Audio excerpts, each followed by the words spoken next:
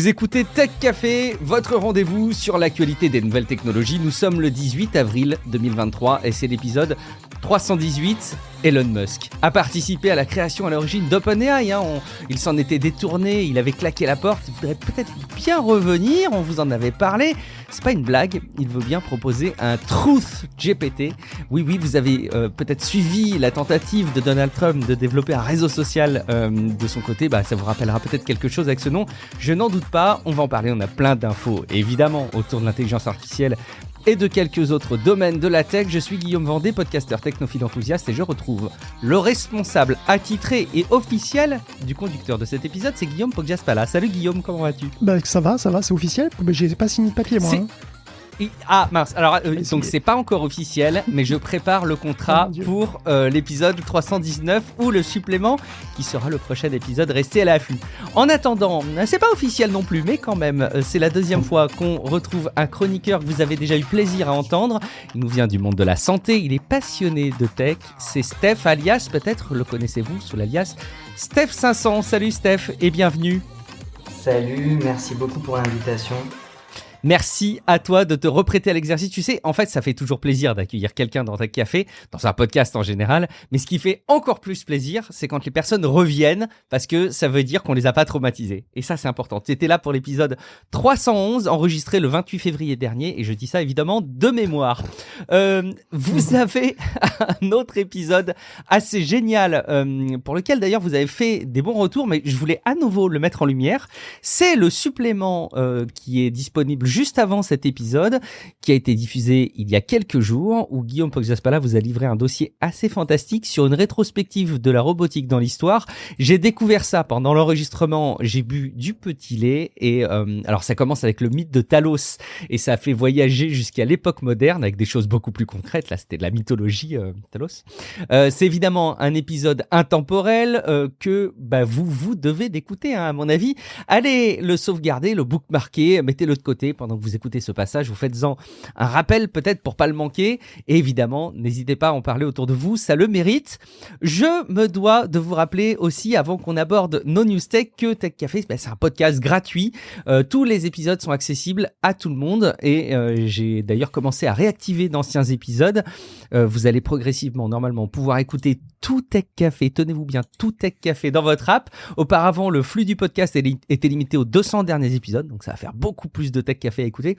Et malgré tout, c'est évidemment un bon travail pour nous de préparation des épisodes, de vérification de l'info, de la restitution dans un format que vous avouez vous-même être agréable à entendre. Et une partie d'entre vous a pris conscience et a décidé que, parce qu'ils le pouvaient, ils allaient consacrer quelques euros par mois pour nous récompenser pour notre travail.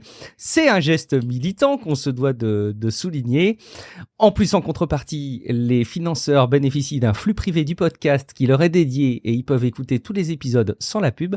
Et c'est possible tout simplement grâce à Patreon. C'est un site qui permet aux créateurs de contenu de recevoir des petits pourboires régulièrement.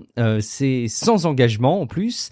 Et puis évidemment, je ne peux donc que vous inciter à aller jeter un coup d'œil. Et si jamais l'épisode vous plaît, une fois de plus, et qui vous informe comme il se doit, venez vous abonner sur patreon.com/techcafé. Vous verrez, en plus, c'est super simple. Et puis, vous pouvez même plafonner votre participation. Rendez-vous sur patreon.com/techcafé. Et puis, vous serez peut-être amené à remplacer d'anciennes personnes qui soutenaient jusque-là Tech Café, qui ont décidé de suspendre leur abonnement. C'est bien légitime. En tout cas, cette semaine, alors, pas de nouveau soutien sur Patreon à citer. Par contre, on a Jean-Baptiste Chancerelle qui a envoyé un message sur Patreon. Il nous dit coucou, merci pour ce travail très soigné pour retracer l'infotech avec cette même précision et rigueur chaque semaine. D'aucuns diraient une précision suisse. Et merci pour l'enthousiasme à travers les ondes. Donc, 2 commentaires. Le premier commentaire, c'est sur l'intelligence artificielle et sur l'appellation d'intelligence artificielle. C'est un sujet qu'on a abordé durant les précédents épisodes à plusieurs reprises. N'oubliez pas qu'il y a artificiel dans le nom. Ce nom très critiqué me semble en réalité assez bien adapté pour un truc, entre guillemets, à qui on demande de reproduire une tâche habituellement réservée au cerveau humain, mais artificiellement. J'aime bien son approche, et puis après il nous compare les intelligences des chats et des chiens. Effectivement, le mot d'intelligence est assez vague. C'est fou, cette appellation qui est un sujet de discussion récurrent sur l'intelligence artificielle. Et puis un autre sujet, et je crois que c'est pas le seul à l'avoir remonté, il nous dit les investissements consacrés aux apprentissages me semblent en effet faible si on les compare à des investissements industriels classiques. Par exemple, dans l'automobile, quelques centaines de milliers d'euros, voire le million, c'est le coût d'un moule de presse à injecter dans une pièce plastique, comme il y en a des centaines pour une seule voiture. Et effectivement, il met en regard les coûts que tu avais listés, Guillaume, dans le dernier épisode hebdomadaire d'entraînement des modèles de langage. Et évidemment, lui, il était plutôt dans le camp de dire que c'était vraiment pas cher. Je crois que c'est un commentaire aussi que nous a fait Renaud Joly, Guillaume, si je dis pas de bêtises, sur Discord. Ouais, tout à fait. Renaud Joly a dit, il a dit comme toi à l'époque, enfin, au moment où on le faisait, c'était que l'investissement pour entraîner un grand modèle de langage n'était pas si cher en fait. GPT-3 c'était 1,8 million, Megatron c'était 11, etc. Et il met en regard effectivement les coûts d'un magasin, 15 à 20 millions pour un magasin. C'est beaucoup, c'est intéressant parce que j'avais pas forcément en tête ces montants. Moi, tu sais, c'est pas vraiment des trucs, enfin des chiffres que je connais, quoi. Il dit aussi que c'est 50 à 100 millions pour un entrepôt. C'est vrai que c'est très cher le offline aussi, tu vois. Mais nous, on discute jamais de ça et on se rend pas forcément compte des coûts, enfin, en tout cas moi. Et donc oui, tout est relatif. Pour les IA, il y a les coûts d'exploitation aussi quand même. Hein. Bon, mais comme un magasin, c'est vrai. Et puis ça va dépendre de l'échelle, évidemment, pour les modèles d'intelligence artificielle. Et puis après, il y a les coûts du matos. Parce que bon, si tu achètes tes GPU, il faut les acheter, et après il faut les maintenir à jour, donc il faut les remplacer régulièrement, ou alors il faut les louer, bon évidemment c'est cher aussi.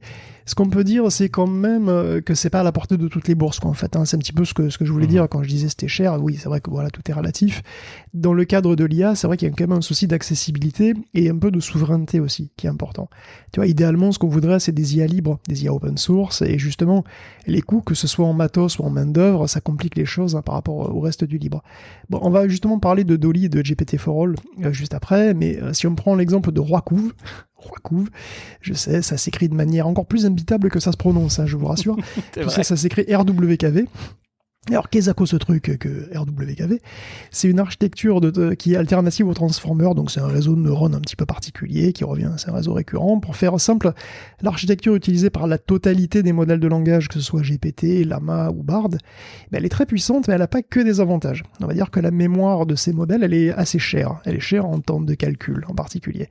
C'est pour ça qu'en fait, ils ont des fenêtres de contexte qui sont, comme on dit, qui sont pas si longues. Et donc là, c'était 2048 pour GPT 3.5, je pense que c'est passé à 4096 après pour ChatGPT, et pour GPT-4, je crois que ça peut aller jusqu'à 32 000, mais il faut le payer. C'est plus cher en fait, et c'est plus cher parce que justement, les coûts en temps de calcul augmentent pas du tout de manière régulière, ça augmente de manière quadratique en fait avec la taille de la fenêtre.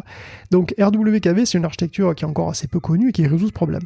Donc c'est cool, ça vient d'un chercheur chinois, et dans une certaine mesure, ça a presque fait ses preuves, puisqu'il existe un modèle à 14 milliards de paramètres, qui marche bien. D'ailleurs, il est testable, hein. Il y a un chatbot qui s'appelle Raven, que vous pouvez tester sur Hugging Face. Alors, ça veut dire que pour l'instant, c'est encore un petit modèle quand même, hein, 14 milliards de paramètres. C'est une sorte de preuve de concept. Et si c'est prometteur, on pourrait se demander pourquoi est-ce qu'on fait pas un modèle qui est 10 fois plus gros déjà, pour voir si ça défonce la tête ChatGPT. Ben, c'est simple, parce que pour pondre le petit modèle, il a fallu faire tourner 64 GPU A100 pendant 3 mois. Même en comptant qu'il y a eu des optimisations entre-temps, si on le refaisait aujourd'hui, ça coûterait 40 000 $. Et c'est pour le petit machin. Si vous voulez faire un modèle 10 fois plus gros, avec 10 fois plus de données, au moins, il faudrait 100 fois plus de calculs. Donc pour faire simple, un tel modèle coûterait plusieurs millions de $. Et donc ça nous ramène bien d'ailleurs dans les gammes de prix qu'on a vues. Et qui va payer ça? Parce que Raven, il existe grâce à qui?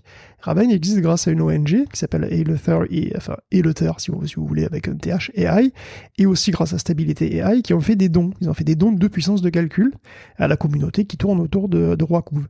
Donc ils ont fourni pour 100 000 $ de crédit. Donc c'est bien, tu vois, mais avec 100 000 $ de crédit, tu peux pas concurrencer OpenAI, c'est pas possible. Donc c'est un petit peu le cœur du souci qu'on a ici, là, et puis c'est vrai qu'on va en discuter aussi. Il y a beaucoup d'activités dans le monde de l'IA libre, c'est juste pour montrer un petit peu les rapports de force, on va dire. Avant qu'on termine notre tour de piste de l'intro et avec ce courrier des lecteurs, Steph, t'es team cher ou team pas cher, toi, quand tu prends connaissance des coûts d'entraînement des modèles de langage dont on a parlé précédemment? Je sais pas si t'avais... C'est-à-dire team cher ou pas cher, dans quel sens tu veux dire ça? Est-ce que justement quand on apprend que le coût de construction d'un modèle c'est de l'ordre de quelques millions de dollars ou d'euros, j'ai plus les chiffres, je crois que c'était en dollars, est-ce que tu trouves que c'est des montants qui sont chers pour à une échelle industrielle, et en gros comme le dit Guillaume, ça met de côté un petit peu la possibilité pour des petits acteurs d'aller concurrencer et d'aller facilement proposer des alternatives, ou est-ce que à l'échelle de l'industrie, si on compare compare ça alors là, on avait l'exemple de sur Patreon, on nous disait les coûts dans l'industrie automobile, mais j'ai même moi en tête les coûts qu'on a, et c'est très différent, mais de production de processeurs, par exemple. On est sur évidemment des investissements qui n'ont rien à voir, qui sont bien plus conséquents. Je sais pas, est-ce que toi tu situes ça comme étant quelque chose de cher ou de pas cher finalement? Franchement, pour le service rendu, je trouve que c'est pas si cher que ça, hein. Enfin, après, c'est peut-être moi qui vois un peu le bien partout, mais j'ai pas l'impression non plus que ça coûte des montants qui soient complètement inabordables. Alors pour le commun des mortels évidemment, mais effectivement à l'échelle d'une entreprise, on parle pas de milliards, hein. Parfait. Bon, on met de côté quand même cette histoire de coût, même si on va continuer à parler de modèles de langage. Je voudrais quand même terminer avant qu'on aborde vraiment nos news, de dire que vous avez la possibilité de déposer des avis sur Apple Podcast ou sur Podcast Addict. Il y a par exemple Happy qui a déposé un avis sur Podcast Addict et il nous dit: je vous écoute depuis Tananarive à Madagascar. Merci de se concentrer de Tech News dans la détente et la bonne humeur. Bonne continuation. Ça fait très très très plaisir quand on a des retours de votre part partout dans le monde. C'est très chouette de savoir qu'on est écouté au-delà des frontières, évidemment, pour des personnes qui suivent le français, mais dans plein d'endroits du monde. Allez, c'est trop cool. Sans autre forme de procès, on enchaîne. Du coup, on va évidemment parler des modèles de langage. Et Guillaume, tu nous le disais un petit peu tout à l'heure, mais on va surtout parler là des modèles de langage libres. Ben oui, parce que vous le savez, les IA libres qu'on peut utiliser chez soi, par exemple, et adapter à ses besoins, ben c'est mon petit dada en ce moment, hein, voilà, et donc je parle peut-être beaucoup trop de Llama et compagnie, mais je pense que justement c'est important parce que ça nous libère simplement de devoir absolument passer par les GAFAM pour tout. Et bon, même mais si on considère que bientôt il y aura les GAFAMO, hein, puisque si on rajoute OpenAI, ça sera peut-être les GAFAMO un jour, mais voilà, disons que je continue un petit peu une rengaine habituelle d'avant les IA, même, hein, essayer de récupérer une sorte de souveraineté sur ces données, tout ça. Et bref, je suis quand même pas le seul, là, parce qu'il existe donc des projets libres pour des alternatives à ChatGPT. Et donc, par exemple, on a Dolly, GPT for All et Open Assistant. Alors, j'ai déjà parlé d'Alpaca, qui fonctionne déjà très bien, ou de Vicuna, il y a aussi Koala, depuis, qui est sorti, qui sont des alternatives très crédibles, hein, qui fonctionnent en local, qui fonctionnent vraiment bien, en fait. Et elle ne requiert même pas finalement de grosses GPU de la mort pour fonctionner, même si ça peut être un peu lent. Mais bon, il y a quand même des problèmes légaux. Légaux entre guillemets, si on considère ces modèles du point de vue du libre. La première, c'est que Vicuna, Alpaca, par exemple, sont basés sur Llama. Alors c'est fâcheux parce que Llama a été créé par Meta et qu'il ne l'a jamais officiellement distribué à tout le monde.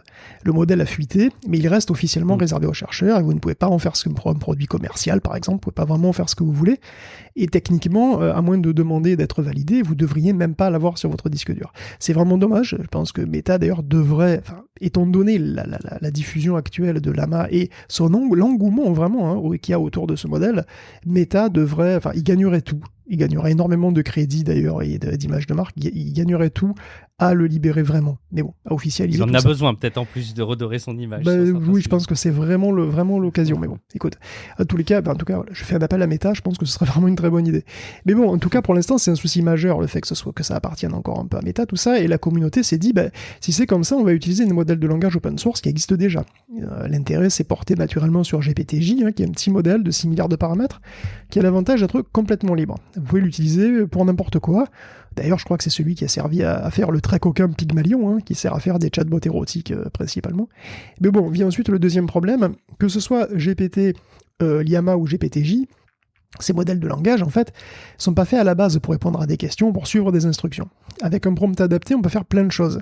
Mais ChatGPT a montré qu'un bon fine-tuning, une bonne adaptation, un bon affinage, si on veut, pouvait rendre le modèle bien meilleur à ça. Et en plus, ça peut le rendre beaucoup moins toxique. En fait, on peut le cadrer un petit peu mieux. Donc ce fine-tuning, ce réentraînement, il va requérir des données et des humains.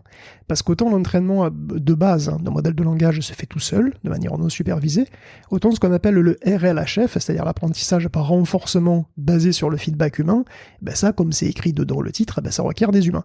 Des humains qui vont dire si oui ou non la réponse est correcte, si elle est cohérente, si elle est polie, etc. Donc c'est cher parce que les humains, en général, il faut les payer. Et donc à ce problème, Alpaca a trouvé une solution simple. Ils vont utiliser un gros modèle de langage qui est déjà entraîné, bon, voilà, comme ChatGPT par exemple, et s'en servir pour générer des exemples pour notre modèle à nous. Donc le modèle à nous, là, c'est Llama qu'on va transformer. Alors c'est génial, mais ça veut aussi dire que du coup, le modèle qu'on va modifier devra suivre les conditions légales d'OpenAI. Donc on a encore un autre problème. Donc on aimerait bien s'en passer aussi.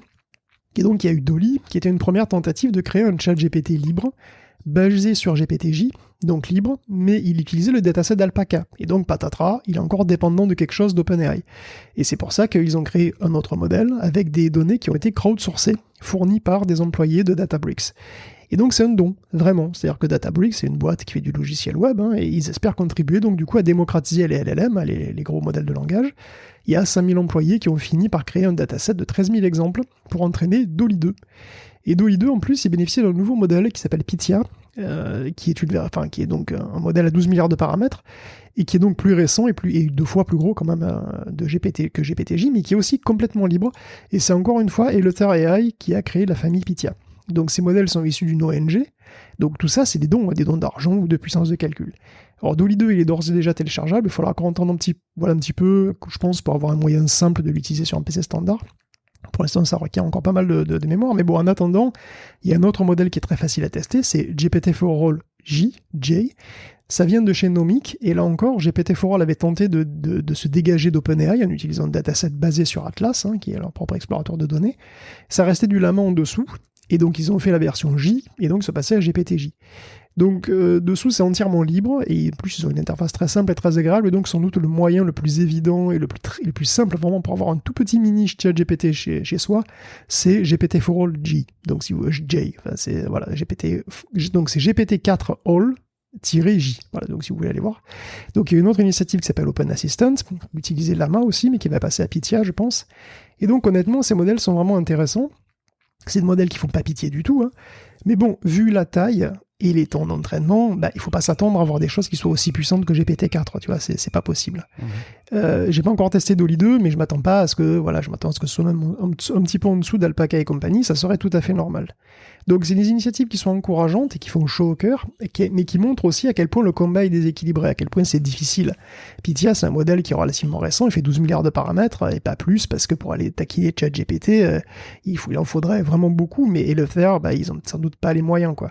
Donc Meta peut se permettre d'entraîner un modèle à 65 milliards de paramètres sur 1200 milliards de mots, c'est ça quand même, il y a encore peut-être même 1400 milliards sur le plus gros modèle, mais qui peut faire ça, tu vois, pas grand monde. Et pourtant, il y a un projet qui s'appelle Red Pajama, donc en fait c'est Llama en pyjama rouge. C'est ça le logo, c'est vraiment Llama en pyjama. Créatif. C'est créatif et c'est cosy, ça doit être tout doux. C'est bien pour l'hiver, on a envie, ça donne envie.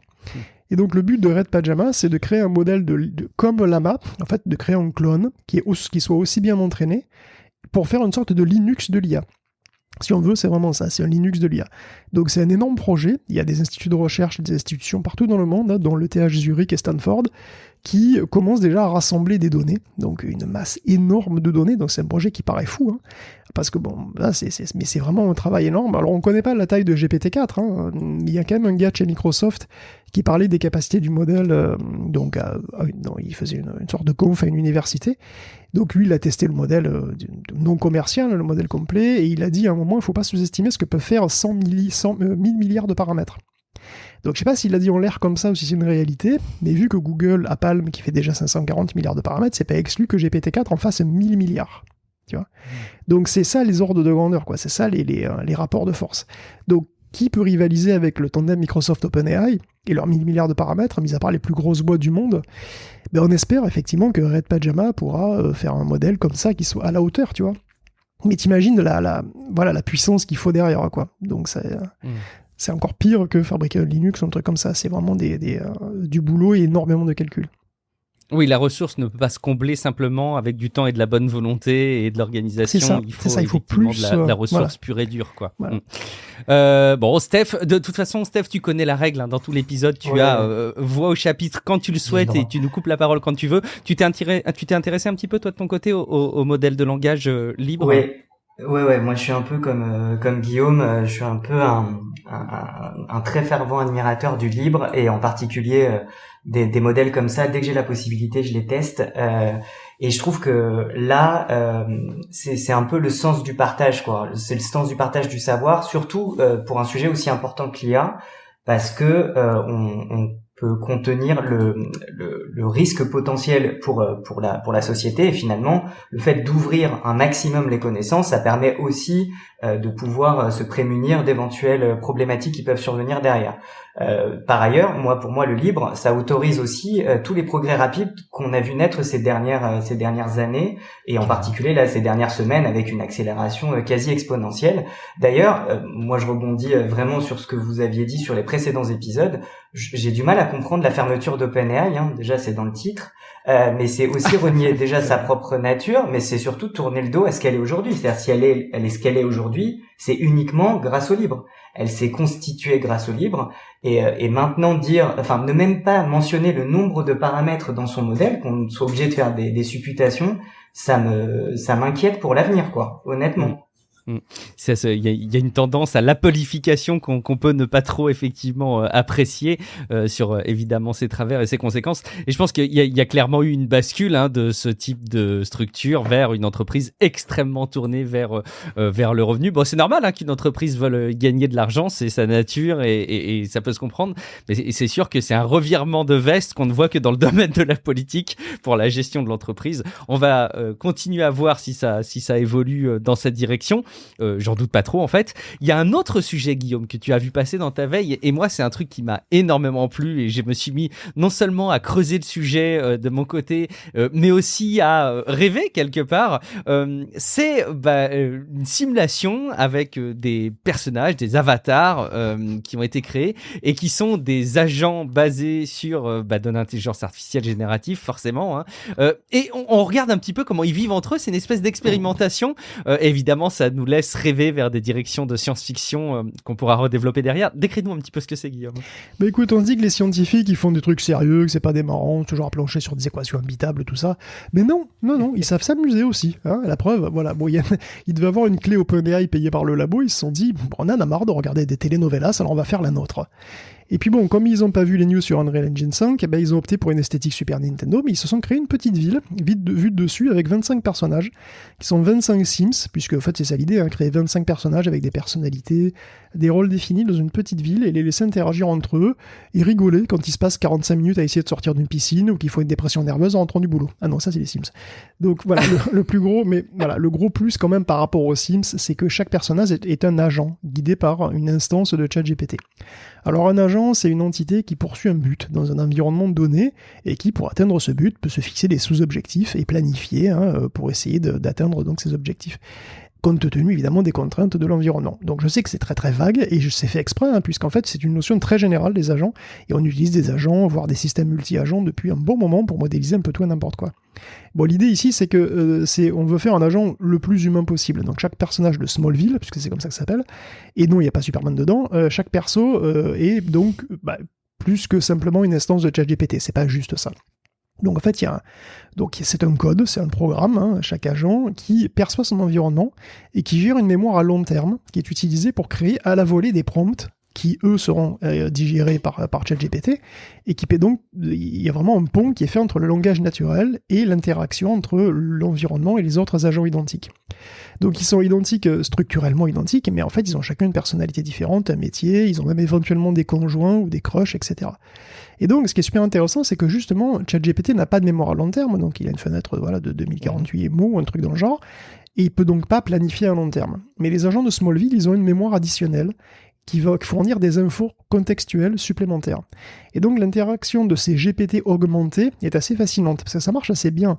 On assiste à des comportements qui sont complexes, qui deviennent complexes, et qui même des trucs émergents, c'est-à-dire des trucs qui ne sont pas prévus, qu'on n'a pas préprogrammés à l'avance. Donc l'information se diffuse par exemple dans Smallville, aussi vite que dans un village moyen du sud de la France, c'est-à-dire les agents peuvent se coordonner, ils peuvent planifier des choses. Il y a un exemple marrant, c'est que par exemple, il y a Isabella Rodriguez, c'est un des Sims, qui a planifié une fête de Saint-Valentin au café. Donc elle a invité d'autres agents, ils l'ont aidé à décorer le café, et puis ils ont invité d'autres agents. Et la nouvelle a circulé pendant 2 jours. Il y a 12 agents qui ont entendu parler de la fête, et il y en a 5 qui y sont allés. Donc les agents menaient leur petite vie, discutent, hein. Tu peux regarder ça comme une sorte de Terrace House, mais Terrace House 16 bits, quoi. Et voilà, tu peux même lire les transcriptions d'ailleurs des trucs. Donc l'article peut paraître un peu anecdotique, et en fait il est révélateur d'une nouvelle tendance qui est le passage aux agents. Parce que jusqu'à maintenant, on a beaucoup parlé de modèles de langage en tant qu'outil passif, ou passif-agressif, hein, des fois c'est vrai. Mais bon, voilà, ce sont des logiciels passifs qui répondent à un bout de texte et qui t'envoient un autre bout de texte en réponse, et c'est tout. Alors que la tendance, c'est de se reposer sur leurs capacités pour créer des processus automatisés qui agissent de manière plus autonome. Donc on a vu ça un petit peu chez OpenAI avec les plugins, tu vois, mais il y a des projets qui veulent aller encore plus loin, et ça peut impliquer de faire interagir plusieurs instances d'agents, enfin disons plusieurs instances de modèles de langage pour créer des agents. D'ailleurs, il y a aussi un autre petit exemple autour de ça qui est Wolverine, hein, qui est un système expérimental pour débugger du code et que tu as vu d'ailleurs, Steph, que tu as vu passer. Oui, tout à fait. En fait, pour Wolverine, moi j'ai eu l'occasion un peu de jouer avec. Et surtout, j'ai étudié un petit peu son code sur GitHub, hein, parce que j'aime bien tripatouiller un petit peu, comprendre ce que je fais. Ce qu'il y a d'hyper intéressant chez Wolverine, donc déjà j'adore enfin je sais pas pour vous, hein, mais moi j'adore juste le nom. Le mec est un génie. Le principe, c'est ça va en fait régénérer automatiquement le code à partir du moment où il y a une erreur. Alors comment ça fonctionne ? En fait, ça commence avec un pré-prompt pour GPT-4. Dans ce pré-prompt, on le met en condition. Donc on va lui décrire un certain nombre de conditions qu'on veut pour que du coup il puisse correctement effectuer sa tâche. Donc on commence par lui dire littéralement, hein, tu fais partie d'une équipe d'ingénieurs logiciels de haute volée. Voilà. Et après, on lui donne un certain nombre de consignes. Donc on veut par exemple que les réponses soient en format JSON, etc. Et ce qui est d'hyper intéressant, c'est que au final, quand on regarde le code, hein, il fait 200 lignes à peine, hein, donc c'est vraiment très très facile d'aller checker un petit peu tout ça. Et l'idée, c'est que c'est une boucle infinie.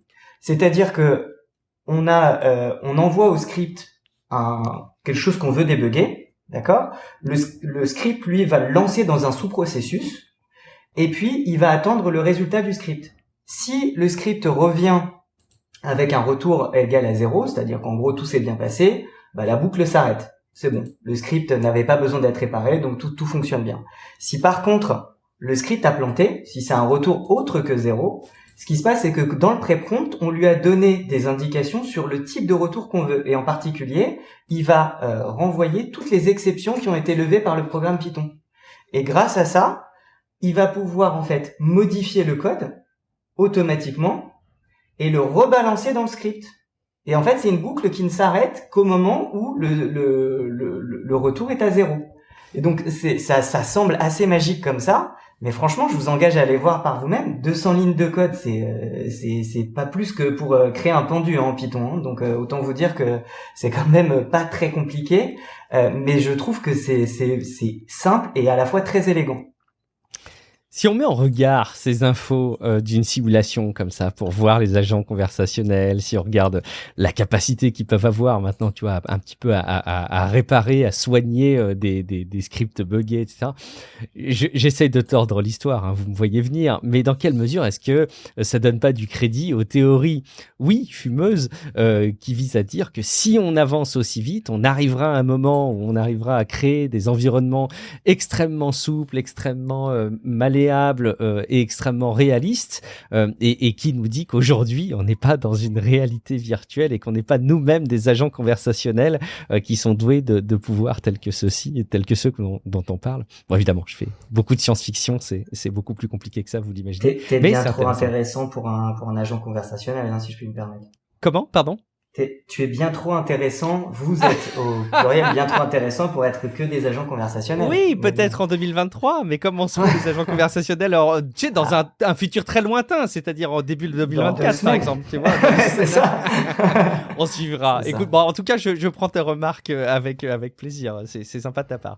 Est-ce que ChatGPT est un bon prof de Kotlin, Steph ? Alors là, je vais vous raconter une anecdote que je trouve absolument géniale. Je me suis mis en tête de développer une application de traduction de sous-titres sur mon Pixel. Pourquoi? Je sais pas, ne me demandez pas, j'ai eu envie. Sur ton smartphone, donc. Ok. Sur mon smartphone, exactement. Donc pour ça, je me suis dit, je vais apprendre Kotlin, puisque c'est un peu le langage de programmation qui est très fort poussé par Google pour ça. J'ai donc fait mon chemin d'apprentissage habituel, c'est-à-dire le site officiel, Open Classroom, YouTube, et puis après, j'ai commencé à coder. Bon là, très vite, et comme habituellement, à chaque fois qu'on apprend un nouveau langage, je me suis retrouvé bloqué sur un premier problème. Pas forcément important, mais au moins un premier problème. Syntaxe ou une manière de déclarer quelque chose. Difficulté en fait à concevoir la façon dont je vais essayer de formaliser un peu le truc, ou alors j'ai un bug qui survient, j'ai du mal à comprendre. Bref, je me souviens plus, mais concrètement ça a commencé comme ça. Donc, à nouveau, chemin habituel. Google, Stack Overflow. Bon. On arrête tout là, c'est 2023, donc allô, #IA générative. Et si, en fait, on pouvait utiliser ChatGPT, mais pour apprendre à apprendre plus vite. Pas pour faire à ma place, pour apprendre à apprendre plus vite. Donc, pour ça, je me suis dit, on va joindre l'utile à l'agréable. J'ai pris un mois d'abonnement pour avoir accès à GPT-4, parce que ils le vantent comme avoir des capacités de raisonnement qui sont proches de celles d'un humain. Très bien, allons-y, testons. Donc, j'ai commencé par lui soumettre, un peu comme pour Wolverine, d'ailleurs, c'est comme ça que j'y ai pensé, je lui ai commencé à lui soumettre un pré-prompt qui était très très restrictif. C'est-à-dire, je lui ai dit, je ne veux pas de solution, je veux que tu m'expliques, je veux que tu sois en fait mon professeur, je ne veux pas que tu me donnes une solution toute faite. Je lui ai dit aussi, je veux de l'aide, mais je veux continuer à apprendre par moi-même. Je lui ai dit que je voulais aussi une température dans les réponses qui était à 0, c'est-à-dire la moins générative possible, quoi, c'est-à-dire la plus factuelle possible, autant que faire se peut pour ce type de modèle. Et je lui ai dit aussi que quand il était pas sûr, je préférais qu'il me dise je ne suis pas sûr plutôt qu'il avance une bêtise. Bon, alors vous allez me dire ça fait beaucoup de conditions, est-ce que au final ça a été utile? Alors non seulement ça a été utile, mais ça marche du feu de Dieu en fait. C'est-à-dire que j'avais l'impression d'avoir un prof particulier. C'est-à-dire que je faisais mon programme comme je le ferais d'habitude, sauf qu'à chaque fois que je butais, et c'est au final ce qui rebute beaucoup les gens à se lancer dans la programmation, c'est que on a l'impression de grimper des monts, mais mal équipés, quoi. On se retrouve face à des difficultés des fois qui sont faramineuses, qu'on n'a pas du tout envisagées, parce que pour nous ça semble être qu'un petit problème, et en fait quand on essaye de tirer un petit peu sur le fil, on se rend compte que c'est une énorme quantité de problèmes qu'il va falloir gérer. Et là, ça devient très vite démoralisant. Mais là, c'était absolument pas le cas. Dès que j'avais une difficulté, je posais la question. Encore une fois, je ne voulais pas obtenir de réponse toute faite. Je voulais qu'il m'explique, en gros, où j'avais péché, où est-ce que je pouvais essayer d'améliorer un petit peu les choses. Et du coup, ça marchait hyper bien. C'est-à-dire que j'ai pu coder mon projet en quelques jours, là où habituellement, il m'aurait fallu même quelques semaines. Même mieux, c'est-à-dire que j'avais anticipé le fait qu'il allait halluciner à un moment ou à un autre, il allait me donner des informations qui allaient être erronées, même si il le disait très doctement, je pouvais me faire avoir. Mais le gros avantage du code, c'est que quand il a des informations qui sont factuellement fausses, c'est facile, ça compile pas ou ça bug. Donc non seulement j'ai pu en fait analyser ses erreurs à lui pour me progresser moi, mais en plus de ça, au bout d'un moment, quand il générait des bêtises, je le voyais même en fait dans ce qu'il générait, et donc du coup ça m'a permis d'apprendre à nouveau encore plus vite. Donc franchement c'est une super expérience. Je recommande vraiment à quiconque a envie d'apprendre un langage de programmation de se lancer là-dedans. Faut pas hésiter d'ailleurs là pour le coup à utiliser les capacités de ChatGPT pour pouvoir générer des idées de projets. Parce que des fois on bloque en se disant quel projet je vais faire, donc on peut tout à fait lui dire quel projet est adapté à un débutant, et après de se lancer dans un pré-prompt avec les mêmes indications. Et franchement pour apprendre, je trouve que y a rien de mieux. À date, moi j'ai pas trouvé de cours qui soient aussi efficaces que ce que j'ai fait là en quelques jours, quoi. Guillaume, t'es surpris de ce témoignage ou est-ce que ça te... un peu, ouais, surpris, disons, agréablement, quoi, je veux dire, c'est vrai que je m'attendais pas que ce soit aussi positif, et il y a vraiment rien à acheter, mais c'est bon à savoir, parce qu'on peut tous avoir besoin, effectivement, d'une formation en quelque chose un jour, donc c'est très bon à savoir, mais c'est vrai que c'est un petit peu ce dont on avait l'intuition, si tu veux, dans les démos, où effectivement, il était capable de se mettre à la place d'un prof, quoi, tu vois, c'est-à-dire effectivement de te faire accoucher de de la solution sans te la donner directement. Ça, c'est vrai que c'est quand même assez précieux. Donc ça prouve effectivement que oui, ça peut vraiment aider dans le cadre éducatif et que c'est pas juste une nuisance, quoi. C'est quelque chose qui a un potentiel énorme. Allez, ça vous donnera des exemples de choses à tester de votre côté. Peut-être que le moment est plus rêvé que jamais de vous mettre au développement. On continue, Guillaume, avec les modèles de langage. Oui, il y a une hype en ce moment donc autour des agents intelligents. Donc je vous l'ai dit, c'est vraiment une tendance. Et il y a 2 projets qui en témoignent. Il y a AutoGPT et il y a Baby AGI. En fait, ce qui en témoigne, c'est même le nombre de vues sur les vidéos YouTube qui testent ces trucs. C'est assez marrant. Et donc les deux sont sur un principe similaire. Donc c'est créer une interface dans laquelle tu vas créer un agent. Donc tu nommes donc un agent, c'est comme ça qu'il l'appelle. Tu lui donnes pas des prompts cette fois, mais tu lui donnes un objectif. Derrière, il y a ChatGPT qui est instrumentalisé pour atteindre le but que tu lui donnes. Donc tu rajoutes aussi de la mémoire externe à ChatGPT. Donc c'est pareil, c'est un ChatGPT un petit peu augmenté. Et on peut lui demander, a priori, n'importe quoi. Parce que de toute façon, déjà, ChatGPT, tu peux lui demander n'importe quoi, il va répondre à un truc. Et là, donc, potentiellement, AutoGPT peut devenir une machine à tout faire. Alors, c'est ce qui fait espérer aux développeurs de ces scripts, qu'ils sont sur le chemin d'une intelligence artificielle générale. Bon, on a déjà parlé un petit peu du délire sur les AGI et des grosses attentes qu'il y avait autour. D'ailleurs que ça invoque des choses qui sont plus ou moins de la science-fiction selon les gens. Bon, là, c'est pas clair du tout que AutoGPT soit plus intelligent que ChatGPT lui-même, tu vois. Mais bon, l'adjonction d'une mémoire interne peut aider, effectivement. Et puis, il y a cette interaction qui, ça on le sait par contre, effectivement, faire interagir éventuellement 2 IA, ça peut aider à avoir des résultats meilleurs. Donc tu peux par exemple, voilà un exemple simple, à demander quelle est la Ford Fiesta la moins chère actuellement en vente en France. Bah oui. Pourquoi Ford Fiesta ? C'est super intense, c'est ça. Et normalement, il va te répondre, voilà, la Ford Fiesta, elle coûte 200 €, je suppose. Et bon, après, plusieurs va-et-vient, tu vois. Et donc, entre ChatGPT et lui-même, il va y avoir plusieurs va-et-vient. Et voilà, il va commencer à planifier quelque chose. Il va te donner un résultat d'ailleurs qui pourrait être, je sais pas, un format Excel, ou alors, voilà, tu peux lui demander aussi de te donner, pareil, un rapport sur le chiffre d'affaires des 7 meilleurs chocolatiers des Hauts-de-France. Bon, ben voilà, ce genre de truc. Sachant qu'il ne peut pas encore vraiment agir, c'est-à-dire en payant des choses en particulier, et c'est sans doute mieux comme ça. Alors pour le moment, les résultats sont assez mitigés finalement, parce que parfois c'est quand même un peu le bordel. Parfois il y arrive, et puis parfois il y arrive, mais bon... donc parfois il n'y arrive pas, et puis parfois il y arrive, mais il y a toujours chez moi ce doute, voilà, parce que cette info finalement, elle est vraie ou tu l'as inventée pour me faire plaisir, tu vois, c'est pas évident. Donc au-delà de AutoGPT ou Baby AGI, il y a aussi des chercheurs qui s'intéressent à la possibilité d'avoir des agents autonomes qui fassent le boulot à leur place, parce qu'il n'y a pas de raison. Et donc à Pittsburgh, ils ont essayé d'interfacer un bras manipulateur, donc pour de la synthèse chimique, avec un logiciel qui se sert aussi de ChatGPT pour accomplir des objectifs. Bon, là, les objectifs, c'est des objectifs chimiques, donc c'est par exemple, synthétise-moi 19 mg de méthamphétamine ou 20 litres de gaz sarin, voilà, ce genre de truc. Non, bien sûr, évidemment, ils ont limité les capacités. Bonne idée. Voilà, ils ont limité les capacités de l'agent, ils sont pas dingos, donc, mais bon.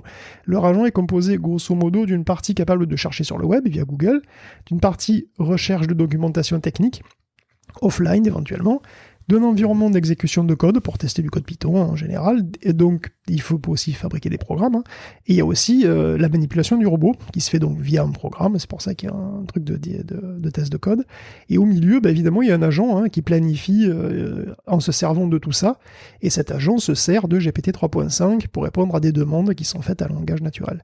Donc en gros tu lui dis fais-moi de l'ibuprofène, puis il va chercher comment faire, il va trouver la première réaction à faire, me demande pas du tout ce que c'est, j'en ai absolument aucune idée, et donc voilà, il pourrait éventuellement l'accomplir avec son bras. Ils ont aussi demandé de faire une réaction chimique de Suzuki, alors me dépend pas ce que c'est non plus, bien entendu, mais bon, l'agent, comme moi, apparemment il sait pas ce que c'est non plus, parce qu'il va faire plusieurs recherches Google, pour savoir quoi faire et comment la faire, et après il met au point un programme Python, pour faire des calculs de dosage, parce qu'il se rend compte apparemment qu'on peut pas faire des calculs aussi complexes tout seul, donc il utilise Python pour faire des calculs de dosage, et ensuite, son programme, évidemment, il va chercher la doc, et puis il va essayer de manipuler le bras. Donc, globalement, les chercheurs sont plutôt impressionnés par les capacités de planning et de débrouillardise du modèle. Ça reste une expérience, mais ça vous la voit quand même à de potentiels robots laborantins. Donc c'est encore un job à manger. Et évidemment, ça soulève aussi des inquiétudes sur la sécurité, et la sécurité du monde, en gros, parce que imagine si n'importe quel pingouin comme moi peut demander à un robot de synthétiser n'importe quoi.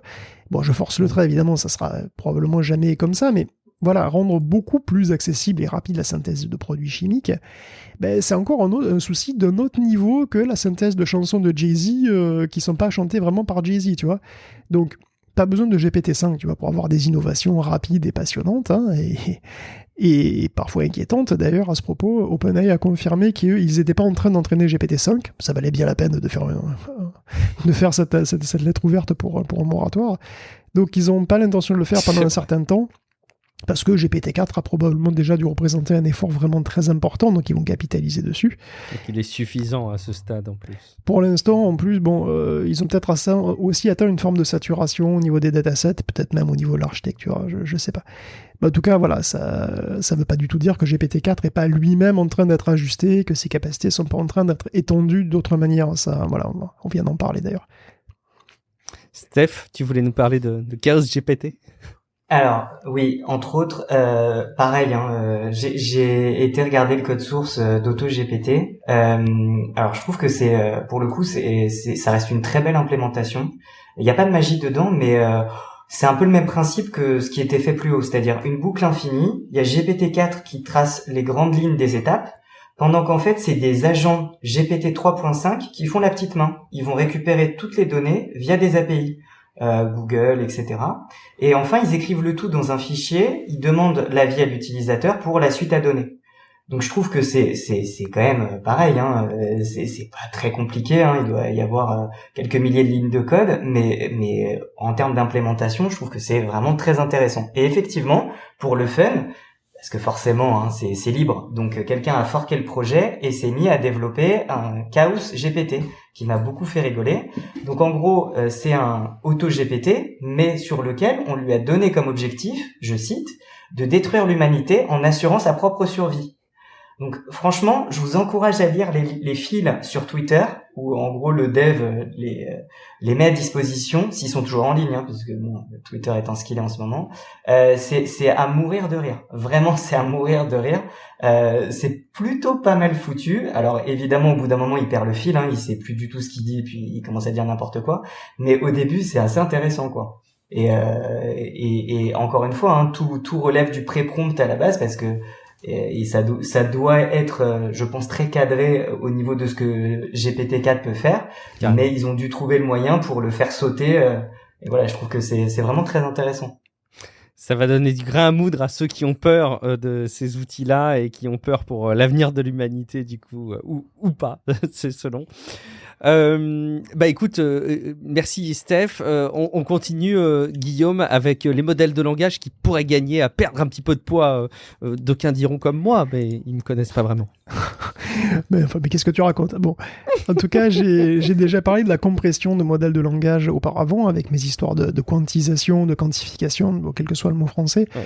Pour faire simple, on peut compresser des IA un petit peu comme des images en JPEG. Donc une image en JPEG compressée, elle n'est pas identique à l'image d'origine, elle est un peu dégradée, mais bon, visuellement elle fait le boulot, quoi, tu vois, on voit pas vraiment la différence. En plus, vous savez qu'il y a différents formats d'images qui compressent de différentes manières, vous avez JPEG, vous avez HEIF, vous avez JPEG XL, vous avez WebP, etc. Et donc de manière sous-jacente, il y a diverses méthodes de représentation, de compression des images, diverses transformations, etc. Et on peut les cumuler parfois, comme pour JPEG XL. Pour les IA, c'est pareil. Il semble ça semble de plus en plus clair que non seulement les IA peuvent être compressées, mais qu'en plus, les plus gros modèles de langage sont sous-optimaux. Ils sont trop gros. Alors, c'est une bonne nouvelle parce que c'est vrai que 175 milliards pour GPT-3 à 540 pour Palm, ça fait quand même lourd. Donc bon, alors, j'avais parlé d'une manière, donc déjà de prendre une sorte de JPEG et d'une IA, qui était de coder ces paramètres sur très très peu de bits. Donc c'est une méthode d'optimisation, donc en fait, très peu de bits.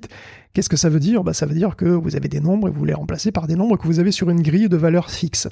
Donc vous avez une grille de valeurs possibles qu'on construit avec le moins de bits possible, donc voilà, qui est décrite avec le moins de bits possible, le moins d'informations possible, et on a des points un petit peu partout, qui sont les vraies valeurs, qu'on doit approximer avec des points de la grille. Donc on va chercher lesquels sont les plus proches des points de la grille, pour que, dans l'ensemble, l'erreur cumulée par tous les points soit la plus faible possible. Donc toute la subtilité va être de bien construire la grille et de bien optimiser le tout. Donc avec ces méthodes, on divise par 8 facile la taille d'une IA, donc c'est déjà vraiment génial. Mais c'est pas fini, parce qu'apparemment, les gros modèles de langage sont pas loin d'être assez creux, Alors, il n'y a aucun jugement de valeur là-dedans, quand je dis que c'est assez creux, c'est ce que montrent les travaux sur SparseGPT, qui est une nouvelle méthode de compression des modèles. Alors, sparse, ça veut dire creux. Creux dans le sens où plein de valeurs sont nulles ou très faibles dans une matrice. Donc il faut vous représenter un grand tableau de nombres sur lequel 80 à 90% des nombres sont des zéros. En gros, il y a des zéros partout et puis il y a quelques valeurs non nulles qui dépassent. Et donc quand vous faites des calculs dessus, les valeurs nulles, elles n'interviennent pas, les zéros, ils n'interviennent pas. Donc c'est un petit peu idiot de se braquer toutes les lignes du tableau si on se fout de 90% des entrées. D'où l'idée de prendre en compte uniquement les valeurs non nulles, ça va énormément plus vite. Donc ce qu'il faut retenir, c'est que si on a des matrices qui sont suffisamment creuses, on peut gagner énormément de temps. Or, il semble que Opt et Bloom, donc qui sont d'autres modes de langage, qui sont par ailleurs des poids lourds, 175 milliards de paramètres, peuvent être rendus très creux. C'est-à-dire que si on met à zéro plein de valeurs dans les poids, donc dans les paramètres, ça change quasiment rien à ce qu'ils répondent. Le truc, c'est quel poids mettre à zéro. C'est un peu plus compliqué que juste ceux qui sont petits, en fait. En vrai, c'est encore un problème d'optimisation où il faut trouver le meilleur compromis. Donc un peu plus précisément, on s'amuse à mettre des caches sur les poids qu'on veut oublier et on regarde ce que ça donne. Donc là, on regarde l'erreur globale, encore une fois, sur le résultat du calcul, sur la partie quand on cache et quand on cache pas. Donc le but du jeu, ça va être en gros de trouver le meilleur cache qu'on va mettre comme ça sur notre tableau de nombres. On va oublier certains poids et puis on va voir globalement quel est le meilleur compromis. Mais bref, avec tout ça, on peut virer plus de la moitié des poids sans dommage perceptible. Sur Bloom, on peut même en virer 60%. Ça fait quand même 100 milliards de paramètres en moins. Donc c'est sont plus léger, avec 100 milliards de poids en moins, c'est sûr. Donc le plus beau, c'est que cette technique qui creuse donc les modèles est utilisable avec la quantification. Donc c'est vraiment un double combo. Donc si on imagine qu'on code sur 3 bits, et c'est parfaitement possible sur les plus gros modèles, et qu'on vire 50% des poids, ça veut dire que le Llama à 65 milliards, le plus gros des Llamas, qui est comparable à ChatGPT, il tourne sur un PC avec 16 Go de RAM. Et donc là, franchement, c'est quand même assez extraordinaire. Et encore plus fort, en plus. Enfin, en tout cas, il reste encore une piste, peut-être, pour encore plus optimiser tout ça. Parce qu'il y a un article, alors c'est pas un article récent, mais je pense que c'est relié, que ça pourrait revenir à la mode. C'est un article qui explore les modèles de langage qui sont plus petits que sont BERT et XLNet. Alors BERT, il est plus petit, mais il est très très important. On en reparlera plusieurs fois. Et il conclut que ces modèles sont extrêmement redondants. En clair, ils contiennent énormément de neurones qui font à peu près la même chose, c'est-à-dire qu'ils s'activent sur les mêmes structures. Les couches de neurones elles-mêmes se ressemblent énormément en début de traitement, et il est tout à fait possible qu'on puisse se passer de beaucoup de neurones en réalité parce qu'ils ne servent pas à grand-chose. Donc on pourrait imaginer des optimisations, des variations de longueur des couches, de largeur des couches, pour optimiser la densité des connaissances. Alors, pour conclure, ce que je veux dire, c'est que les modèles actuels de langage sont sans doute sous-optimaux, voire très sous-optimaux. Il y a plein d'espoir de les voir maigrir de manière très spectaculaire dans les années à venir, à tel point que je ne serais pas surpris que d'ici 5 ans, il soit possible d'avoir un assistant personnel sur son téléphone mobile en offline. Entre les optimisations, les nouvelles puces accélératrices qui vont se généraliser, l'augmentation traditionnelle de la mémoire des performances des puces chaque année, ça me paraît probable que demain, on s'échange des IA comme des apps normales. Comme on le fait pour des apps normales aujourd'hui, et qu'elles soient absolument partout, dans les ordinateurs, dans les téléphones, dans les consoles de jeux, dans les voitures, elles peuvent être strictement partout. Et elles pourraient aussi interagir entre elles. Donc à mon avis, elles vont proliférer. On va les voir de plus en plus arriver partout, sans doute, dans des appareils les plus incongrus, ça j'imagine, effectivement. On peut continuer, sauf évidemment, Steph, si tu veux rajouter quelque chose à tout ça, évidemment, n'hésite pas. Mais il y a une entreprise dont on parle pas beaucoup dans ces innovations, dans l'intelligence artificielle, ce feuilleton passionnant qu'on suit depuis quelques épisodes maintenant, et il est grand temps qu'il se retrousse les manches et qu'on commence à parler d'eux dans ces rubriques-là, Guillaume. C'est Amazon. Et ouais, écoute, Microsoft et Google sont sur le ring, là, ils sont devant la foule en délire, ils se mettent des coups. Meta, il est dans son coin, il crée des modèles qui distribuent, qui font le bonheur, de toute une communauté de scientifiques et de geeks. Et Amazon, qu'est-ce qu'il fait? Qui le remarque, Amazon d'ailleurs, le pauvre? C'est le pauvre gamin qui passe sa récré tout seul à jeter des cailloux à travers le grillage au chien qui passe. Je sais pas pourquoi je dis ça. Bref, Amazon doit revenir dans le game. Et pour ça, pour revenir dans le game de l'IA, il a une solution solide, je dirais même bedrock solide, donc totalement incassable. Il vient de dévoiler une suite d'outils pour l'intelligence artificielle avec un modèle de langage qui s'appelle Titan et qui s'accompagne de nouveaux services cloud pour personnaliser ce modèle et en créer de nouveaux, donc c'est la suite Bedrock, destinée à faire de l'IA génératrice as a service, tout simplement. D'ailleurs, il y a d'autres modèles qui seront aussi disponibles, hein.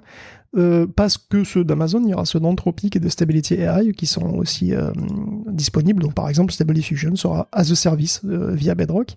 En réalité, Amazon profite déjà du boom de l'IA quand même, hein, même si c'est un arrière-plan, parce qu'il propose déjà des instances avec des puces spécifiques pour l'entraînement et l'inférence des modèles. Il propose des GPU NVIDIA, il a aussi ses propres puces, les Trainium et les Inferentia, qui sont conçus par AWS. Et là, le but, c'est de permettre aux boîtes de tester, de déployer facilement des modèles IA et de les customiser. D'autre part, Amazon a aussi une offre d'assistance au codage pour les développeurs qui s'appelle Code Whisperer, donc on en avait déjà parlé.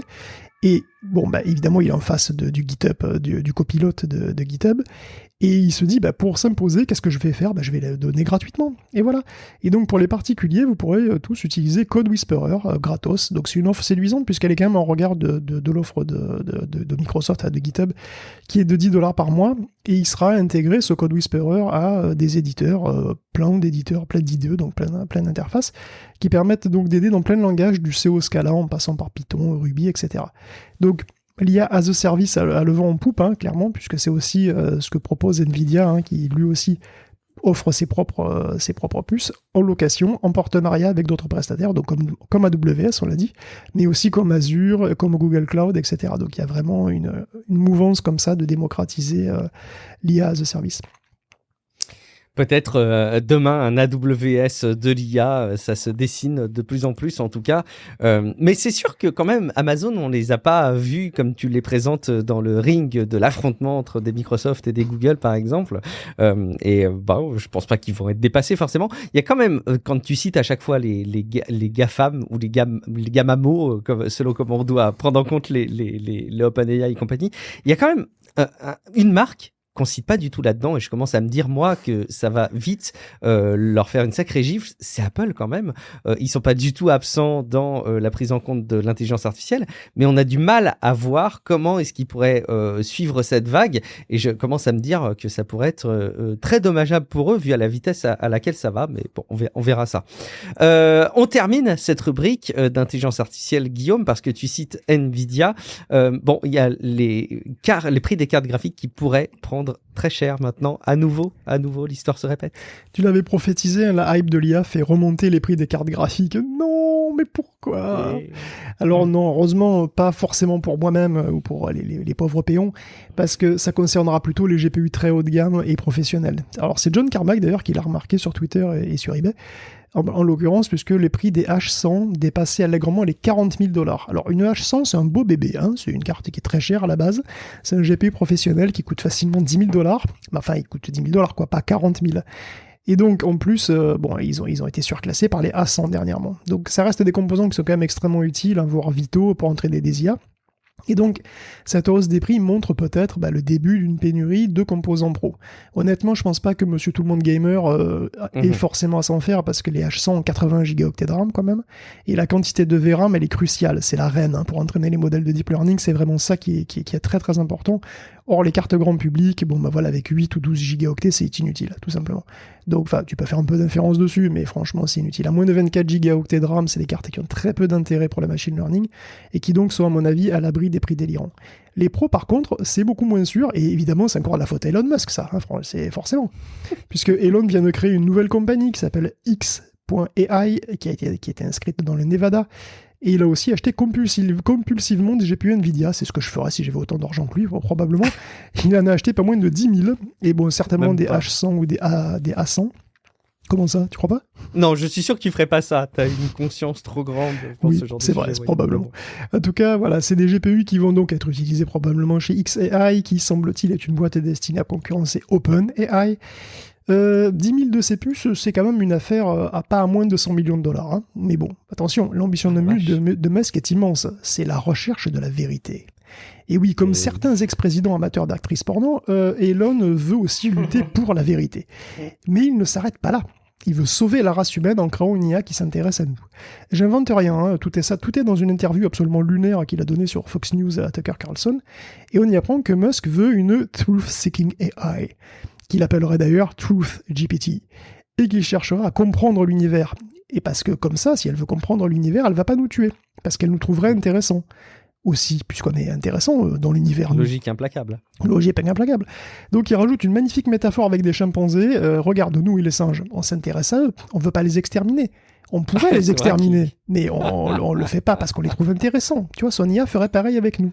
Donc je laisse à tous les zoologues et à tous les chimpanzés à qui il reste 300 mètres carrés de forêt pour vivre le soin de mesurer la saveur de ses propos. Mais bon, concrètement, ce que veut faire Musk semble simple, hein, c'est un chat GPT, pas woke. Et oui, parce que vous savez, chat GPT, comme la Xbox, est woke.